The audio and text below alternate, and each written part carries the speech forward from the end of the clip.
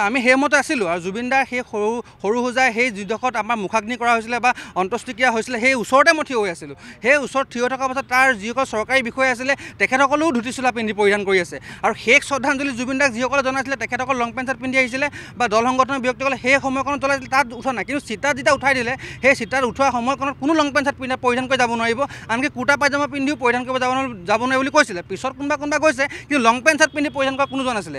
অখিল গগৈৰ দৰে এজনে ব্যক্তিয়ে তেওঁৱে গৈছিল লং পেণ্ট চাৰ্ট পিন্ধি। সেই কথাটা কিন্তু আমাৰ জুবিন অনুৰাগীসকলক অন্তত দুখ অনুভৱ কৰিছে, দুখ দিছে আৰু গতিকে সেনেকুৱা ধৰণৰ মন্তব্য বা এনেকুৱা ধৰণৰ কাৰ্য বা অখিল গগৈ ডাঙৰীয়াক আমি আঁতৰি থাকিবলৈ আমি অনুৰোধ জনাইছোঁ। অখিল গগৈ ডাঙৰীয়াই লং পেণ্ট চাৰ্ট পিন্ধি জুবিনদাৰ চিতাৰ কাষত ৰখি জয় জুবিন ধ্বনিৰে চিঞৰিছিলে আৰু সেইটো সময়ত আমি যিমানদৰে আমি গম পাওঁ তাত লং পেণ্ট চাৰ্ট পিন্ধা পৰিধান কৰা কোনো ব্যক্তি তাত যাবলৈ দিয়া নাছিলে, কাৰণ সেইডোখৰ এখন পবিত্ৰ স্থানলৈ পৰিগণিত হৈছিলে। আৰু আজিও দেখিছে তাত হাজাৰ হাজাৰ মানুহে গৈ চাকি বন্তি জ্বলাই সেই জেগাত এটা পবিত্ৰ স্থানলৈ ৰূপান্তৰিত কৰিছে।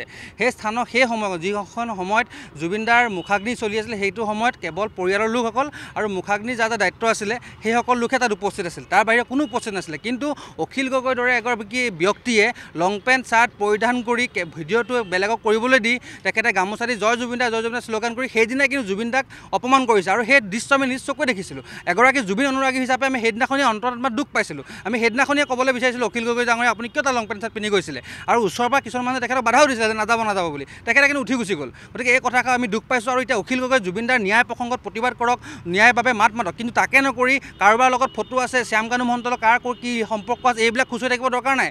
আমি অসম আৰু অসমীয়া ৰাইজে এটা কথা খুব দৃষ্টি ৰাখিছোঁ যে জুবিনদাই ন্যায় পাব লাগিব আৰু যিকেইগৰাকী ব্যক্তিয়ে জুবিনদাক আমাৰ মাজৰ পৰা নোহোৱা কৰিলে সেইগৰাকীয়ে কঠোৰ শাস্তি পাব লাগিব। আমাৰ কথা অতল আৰু অচৰ, সেইটোৱে আমাৰ কথা। কিন্তু তাকে নকৰি অখিল গগৈৰ নিচিনা ধুৰন্ধৰ কিছুমান ব্যক্তিয়ে এনেকুৱা ধৰণৰ ৰাজনীতি কৰাটো কিন্তু অসমৰ ৰাইজে কোনো কাৰণতে মানে ভাল চকুৰে চোৱা নাই। আঁতৰাই বেলেগ এটা দিশলৈ গতি কৰাবলৈ অখিল গগৈয়ে স্পনচাৰ কৰিছে নেকি কোনোবাই, এই কথাটা কিন্তু আমাৰ ৰাইজৰ মনত প্ৰশ্ন দিছে। গতিকে অখিল গগৈ ডাঙৰীয়া লখিমপুৰৰ পৰা একদম স্পষ্টভাৱে দাবী জনাইছোঁ এনেকুৱা ধৰণৰ জুবিনদাক লৈ ৰাজনীতি কৰা বন্ধ কৰক, নহ'লে কিন্তু অসমৰ ৰাইজে আপোনাক কিন্তু পুলি পকা গালি ব্ৰহ্মপুত্ৰত দলিয়াই দিব। সেই কথাষাৰ খুব স্পষ্ট।